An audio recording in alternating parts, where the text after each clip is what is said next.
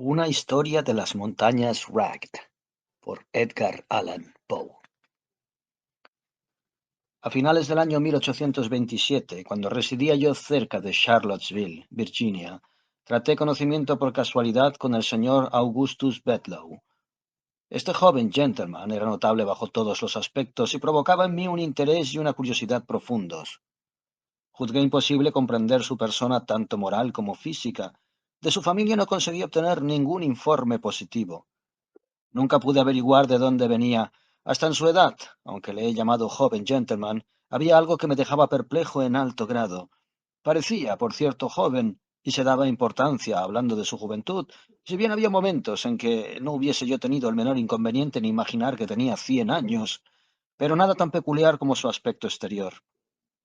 Era singularmente alto y delgado. Iba muy encorvado. Tenía unos miembros con exceso largos y descarnados, la frente ancha y baja, una complexión exangüe por completo, la boca grande y flexible, y los dientes, aunque sanos, tan atrozmente desiguales como no los he visto nunca en una boca humana.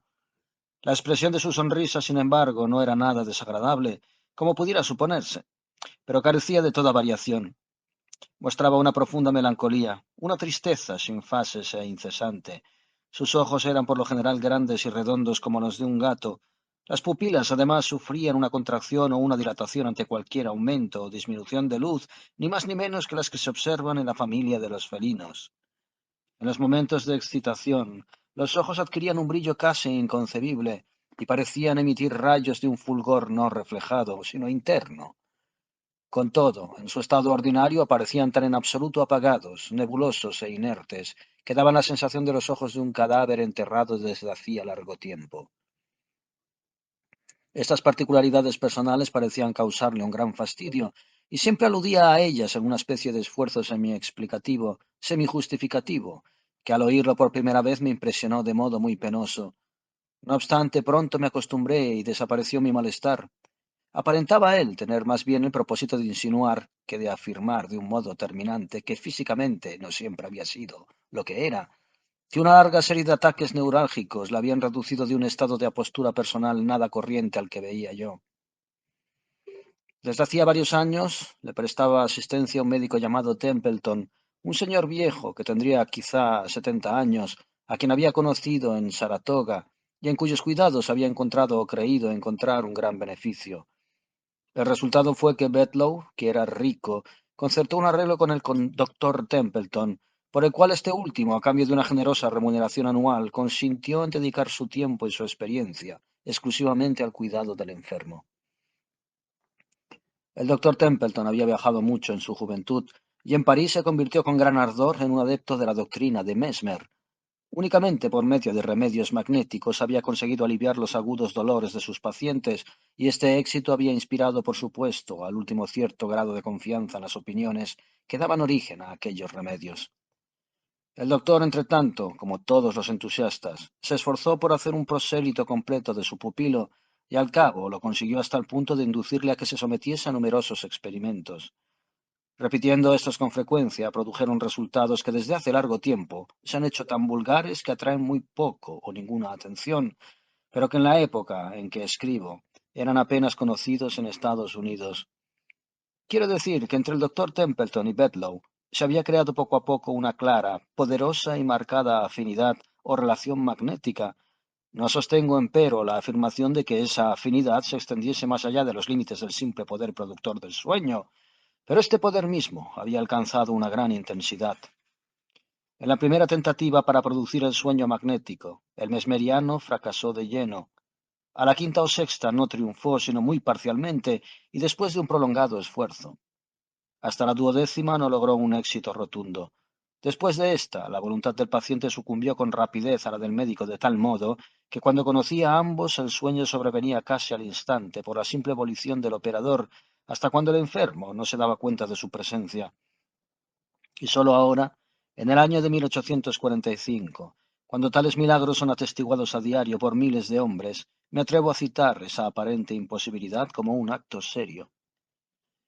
El temperamento de Bedloe era, en el más alto grado, sensitivo, excitable y entusiasta, su imaginación de lo más vigorosa y creadora, y sin duda, Extraía una fuerza adicional del uso habitual de la morfina que consumía en gran cantidad y sin la cual le hubiera sido imposible vivir. Tenía la costumbre de ingerir una amplia dosis a raíz del desayuno, o más bien a raíz de una taza de café cargado, pues él no tomaba nada al mediodía, y entonces se marchaba solo, o acompañado, nada más de un perro, a dar un largo paseo por la cadena de las selváticas y tristes montañas que se extienden al oeste y al sur de Charlottesville, y que están dignificadas allí con el nombre de Wrecked Mountains. En un día sombrío, cálido y brumoso, hacia finales de noviembre y durante el extraño interregnum de estaciones que en Estados Unidos se llama el verano indio, el señor Bedloe partió como de costumbre hacia las alturas. Pasó el día y él no volvió. Hacia las 8 de la noche, bastante alarmados por su prolongada ausencia, íbamos a salir en su busca, cuando apareció inesperadamente en el mismo estado de salud que de costumbre y más animado que de ordinario. El relato que nos hizo de su excursión y de los sucesos que le habían ocurrido fue extraño, en verdad. Recordarán ustedes, dijo, que eran cerca de las 9 de la mañana cuando salí de Charlottesville. Dirigí desde luego mis pasos a las montañas y alrededor de las 10 entré en un desfiladero que era de todo punto nuevo para mí. Seguí las revueltas de aquel paso con mucho interés. El escenario que se presentaba por todos lados, aunque no podría uno llamarle grandioso, tenía un aspecto indescriptible y para mí delicioso, de triste desolación. La soledad parecía absolutamente virgen. No podía yo impedirme de creer que los verdes céspedes y las rocas grises que pisaba no habían sido holladas nunca antes por un pie humano. La entrada del barranco está tan apartada y es en realidad tan inaccesible, excepto a través de una serie de accidentes, que no parecía imposible que fuese yo en suma el primer aventurero, el primero y el único que hubiese penetrado nunca en aquellos lugares recónditos. La densa y peculiar niebla o humo que se distingue en el verano indio y que envolvía ahora pesadamente todos los objetos, servía sin duda para ahondar las vagas impresiones que aquellos objetos creaban en mí. Tan espesa era aquella gran niebla que no podía yo ver a más de una docena de yardas el camino ante mí. Este camino era muy sinuoso, y como resultaba imposible ver el sol, pronto perdí toda idea de la dirección en que avanzaba. Entretanto, la morfina había producido su acostumbrado efecto, que es revestir todo el mundo exterior de un intenso interés. En el temblor de una hoja, en el matiz de una brizna de hierba, en la forma de un trébol, en el zumbido de una abeja, en el brillo de una gota de rocío, en el soplo del viento, en los suaves olores que venían de la selva, se formaba un mundo entero de sugestión, una serie de alegres y abigarrados pensamientos rapsódicos y desordenados.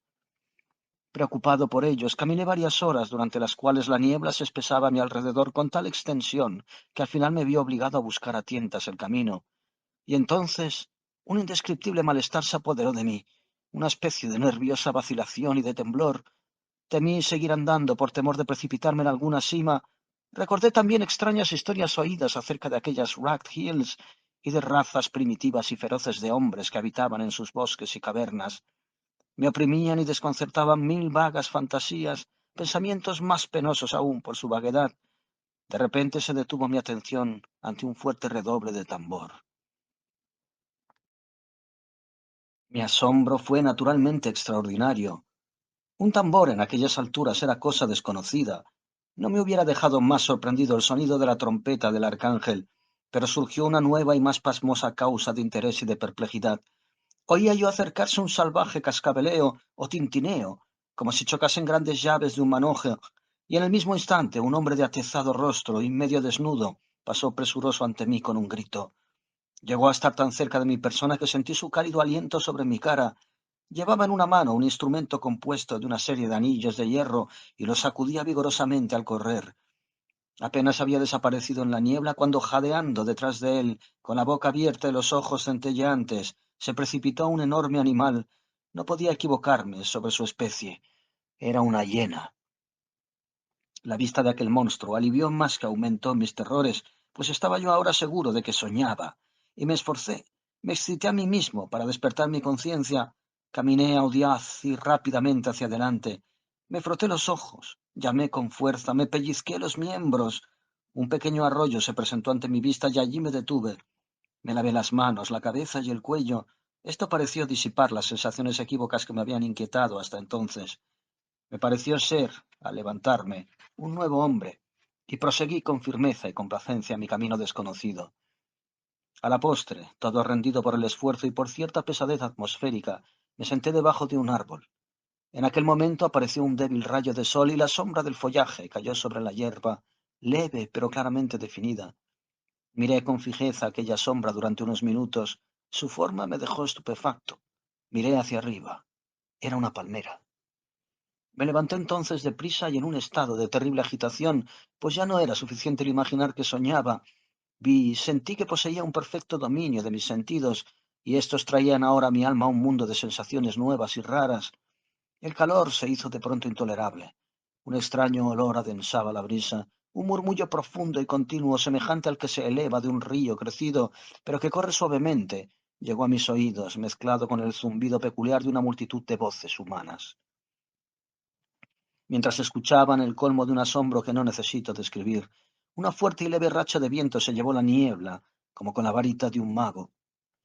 Me encontré al pie de una alta montaña, dominando una amplia llanura por la cual corría un majestuoso río.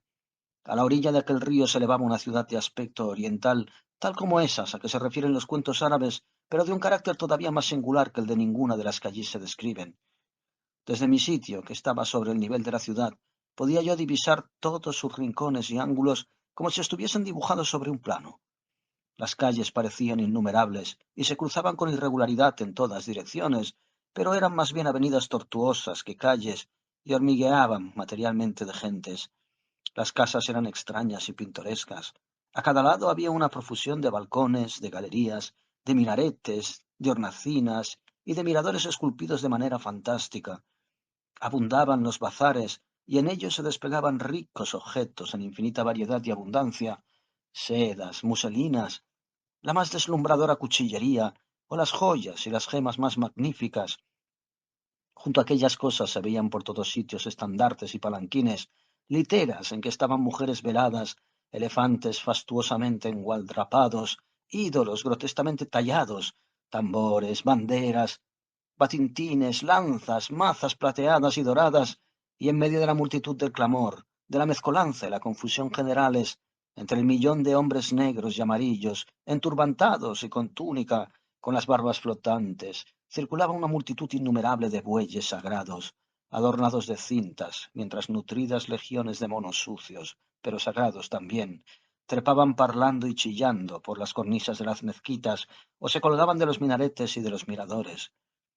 Desde las calles hormigueantes a las orillas del río, descendían innumerables escaleras que conducían a los baños, mientras el río mismo parecía un paso a través de las nutridas flotas de barcos, muy cargados, que se apretaban a lo lejos sobre su superficie. Más allá de los límites de la ciudad, se elevaban a menudo en grupos majestuosos la palmera y el cocotero, con otros árboles, añosos, gigantescos y misteriosos. Aquí y allá podían verse un arrozal, la cabaña del bálago, de un campesino, una cisterna, un templo perdido, un campamento de gitanos o una doncella solitaria y graciosa que emprendía su camino con un cántaro sobre la cabeza hacia las orillas del magnífico río. Dirán ustedes ahora, claro está, que yo soñaba, pero no era así. Lo que veía, lo que oía, lo que sentía, lo que pensaba, no tenía nada de la inequívoca idiosincrasia del sueño. Todo era rigurosamente consistente por sí mismo. Al principio, dudando de que estuviese despierto de veras, me sometí a una serie de pruebas que me convencieron pronto de que lo estaba, en efecto. Ahora bien, cuando alguien sueña y en su sueño sospecha que sueña, esta sospecha no deja nunca de confirmarse, y el durmiente se despierta casi enseguida. Por eso Novalis no yerra al decir que estamos próximos al despertar cuando soñamos que soñamos. Si la visión se me hubiese aparecido conforme describo ese sueño, habría podido ser un completo sueño, pero al presentarse tal como dicho y sospechada y comprobada tal como fue, me veo obligado a clasificarla entre otros fenómenos. En eso no estoy seguro de que se hallara usted equivocado, observó el doctor Templeton, pero continúe. Se levantó usted y bajó a la ciudad. Me levanté, prosiguió Bedlow, mirando al doctor con un aire de profundo asombro. Me levanté, como usted dice, y bajé a la ciudad. En mi camino caí entre un inmenso populacho que obstruía todas las avenidas en un mismo sentido y mostrando en todos sus actos una ardiente excitación. De súbito y por un inexplicable impulso, me sentí profundamente penetrado de un interés por lo que iba a suceder. Me parecía presentir que tenía yo un importante papel que desempeñar, sin comprender con precisión cuál era. Contra la multitud que me rodeaba experimentaba yo, sin embargo, un hondo sentimiento de animosidad. Me arranqué de entre ella y rápido, por un sendero circular, llegué a la ciudad y entré. Todo era allí tumulto y contienda. Un pequeño grupo de hombres vestidos con ropas medio indias, medio europeas, y mandados por unos gentlemen con uniforme en parte inglés, luchaban en condiciones de gran desigualdad con el hormigueante populacho de las avenidas. Me uní a aquel débil grupo cogiendo las armas de un oficial que había caído y peleé, sin saber contra quién, con la nerviosa ferocidad de la desesperación. Pronto fuimos vencidos por el número y obligados a buscar refugio en una especie de kiosco. Allí nos atrincheramos y de momento estuvimos seguros. Por una tronera cercana al remate del kiosco divisé una amplia multitud furiosamente agitada, rodeando y asaltando un alegre palacio que dominaba el río. Entonces, desde una ventana alta de aquel palacio, descendió un individuo de afeminado aspecto, por medio de una cuerda hecha con los turbantes de sus criados. En la orilla había un barco, en el que escapó él hacia la orilla opuesta. Y entonces una nueva decisión se apoderó de mi alma. Dirigí a mis compañeros unas breves pero enérgicas palabras, y habiendo logrado atraer a unos cuantos a mi propósito, hice una salida frenética del kiosco. Nos precipitamos entre la multitud que nos rodeaba. Ellos se retiraron al principio ante nosotros, se reagruparon, después combatieron frenéticamente y volvieron a retirarse. Entretanto, habíamos sido arrastrados lejos del kiosco y estábamos perdidos y embrollados en las estrechas calles de altas y sobresalientes casas, en cuyos recovecos no había penetrado nunca la luz del sol. La chusma se apretaba impetuosa sobre nosotros, hostigándonos con sus lanzas y abrumándonos con su bandada de flechas. Estas últimas eran muy notables y se parecían en ciertos aspectos al Cris retorcido de los malayos. Querían imitar el cuerpo de una serpiente arrastrándose, y eran largas y negras, con la punta envenenada. Una de ellas me dio en la sien derecha. Me tambaleé y caí. Un vértigo instantáneo y terrible se apoderó de mí. Luché. Emití unos estertores y fenecí. No querrá usted insistir ahora, dije sonriendo, en que toda su aventura no es un sueño. ¿Está usted dispuesto a sostener que ha muerto? Cuando hube pronunciado estas palabras, esperé naturalmente alguna ingeniosa réplica de Bedloe, pero ante mi estupefacción él vaciló, tembló, se puso pálido hasta la lividez y permaneció callado. Miré a Templeton. Estaba tieso y rígido en su silla. Le castañeteaban los dientes y los ojos se le salían de las órbitas. Continúe usted, dijo por último el doctor Templeton con voz rouca. Durante varios minutos, prosiguió Bedloe, mi única impresión, mi sola sensación fue la de la oscuridad y la nada, con la conciencia de la muerte. Por fin me pareció que una violenta y repentina sacudida atravesaba mi alma como la electricidad.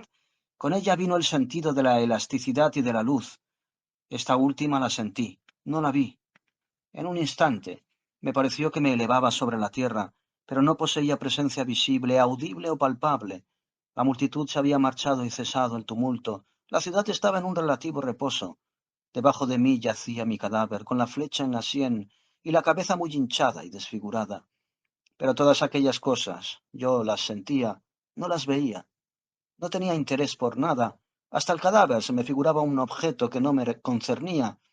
No tenía voluntad alguna, pero me pareció que me ponía en movimiento y que volaba ligeramente fuera de la ciudad, rehaciendo el camino sinuoso por el cual había entrado en ella.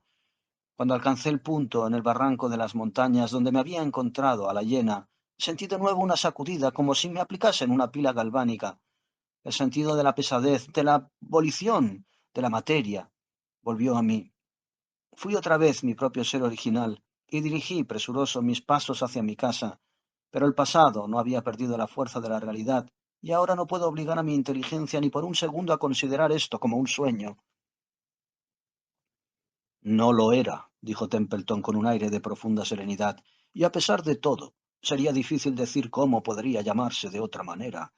Supongamos simplemente que el alma del hombre de hoy está al borde de algunos estupendos descubrimientos psíquicos. Contentémonos con esta suposición.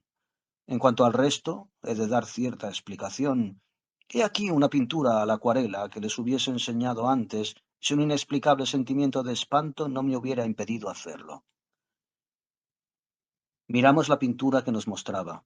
No había en ella nada que tuviese un carácter extraordinario, pero su efecto sobre Bedloe fue prodigioso. Al verla estuvo a punto de desmayarse, y en resumen, no era sino un retrato en miniatura, maravillosamente parecido, eso sí, de su propia fisonomía tan notable. Al menos este fue mi pensamiento al examinarla. Observen ustedes, dijo Templeton, la fecha de esta pintura. Está aquí, apenas visible en este canto, 1780. En ese año fue pintado este retrato. Es el de un amigo muerto, un tal señor Oldeb, con quien estuve muy unido en Calcuta durante el gobierno de Warren Hastings. No tenía yo entonces más que 20 años. Cuando le vi a usted por primera vez, señor Bedloe, en Saratoga, fue la milagrosa semejanza que existía entre usted y la miniatura la que me indujo a abordarle, a buscar su amistad y a concertar estos arreglos gracias a los cuales llegué a ser su compañero constante.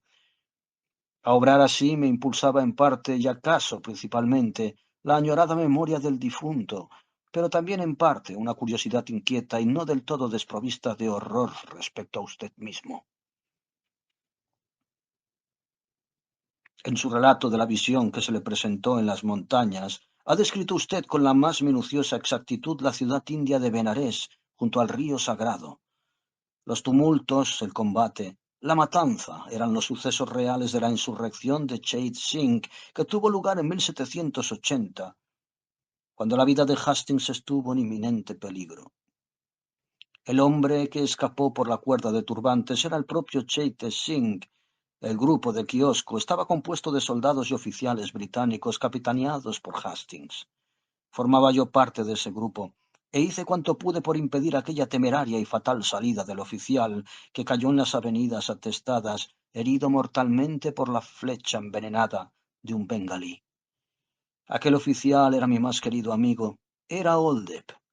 Verá usted por este manuscrito, y aquí el narrador mostró un cuaderno de notas, algunas de cuyas páginas parecían escritas recientemente, que en el período en que imaginaba usted estas cosas en las montañas, estaba yo dedicado aquí en casa a detallarlas sobre el papel.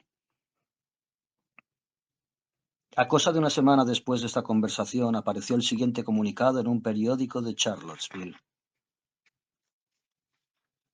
Es para nosotros un doloroso deber anunciar la muerte del señor Augustus Bedloe, un gentleman, quien por sus afables maneras y sus numerosas virtudes se había hecho querer de los ciudadanos de Charlottesville. El señor Bedloe desde hace varios años padecía una neuralgia que amenazaba a menudo con tener un fin fatal, pero esto no puede considerarse más que como la causa indirecta de su muerte. La causa directa ha sido de una especial singularidad.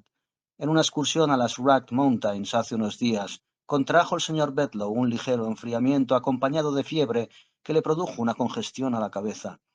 Para combatir esta, el doctor Templeton recurrió a la sangría local. Le fueron aplicadas sanguijuelas en las sienes. En un plazo atrozmente breve, el paciente falleció, viéndose entonces que en el frasco que contenía las sanguijuelas había sido introducida por casualidad una de las más venenosas sanguijuelas vermiculares que se encuentran de cuando en cuando en las charcas de los alrededores. Este anélido se adhirió a una pequeña arteria de la sien derecha. Su absoluta semejanza con las sanguijuelas usadas en medicina fue causa del error, descubierto demasiado tarde. Nota del editor. La sanguijuela venenosa de Charlottesville puede distinguirse siempre de la sanguijuela medicinal por su negrura y especialmente por sus contorsiones o movimientos vermiculares que se parecen mucho más a los de una serpiente. Estaba yo hablando con el director del periódico en cuestión de este notable accidente, cuando se me ocurrió preguntarle cómo era que había aparecido el nombre del difunto escrito Bedloe. Supongo, dije, que tendrá alguna razón para emplear esa ortografía, pero yo creí siempre que ese apellido se escribía con una E final. ¿Razón? Ninguna, contestó él. Ha sido una simple errata tipográfica. El apellido es Bedloe. Con esa E final, todo el mundo lo sabe, y nunca en mi vida lo he visto escrito de otra manera. Entonces, dije entre dientes mientras giraba sobre mis talones, entonces, es posible que una verdad sea más extraña que todas las ficciones, pues Bedloe sin la E no es sino Oldeb al revés. Y dice ese hombre que es una errata tipográfica